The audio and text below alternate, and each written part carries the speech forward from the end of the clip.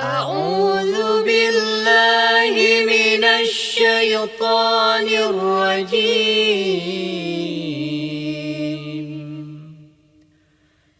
بسم الله الرحمن الرحيم.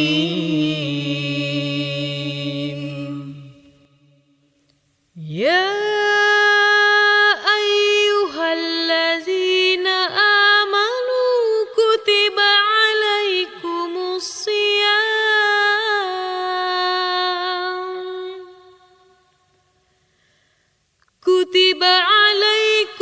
الصيام كما كتب على الذين من قبلكم لعلكم تتقون.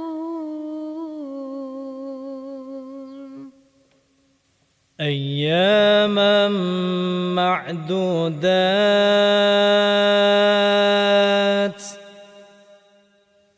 فمن كان منكم مريضا أو على سفر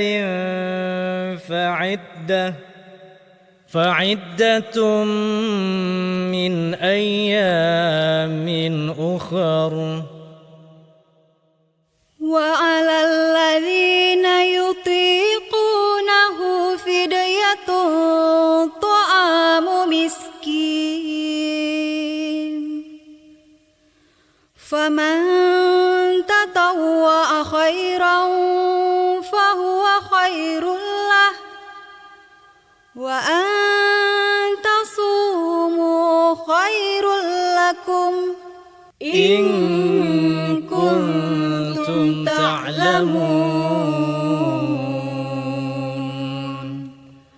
صدق الله العظيم.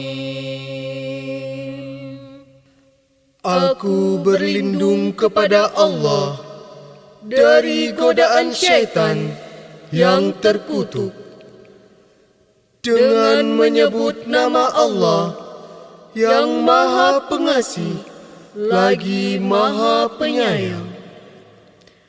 Hai orang-orang yang beriman, diwajibkan atas kamu berpuasa sebagaimana diwajibkan atas orang-orang sebelum kamu, agar kamu bertakwa, yaitu beberapa hari yang tertentu.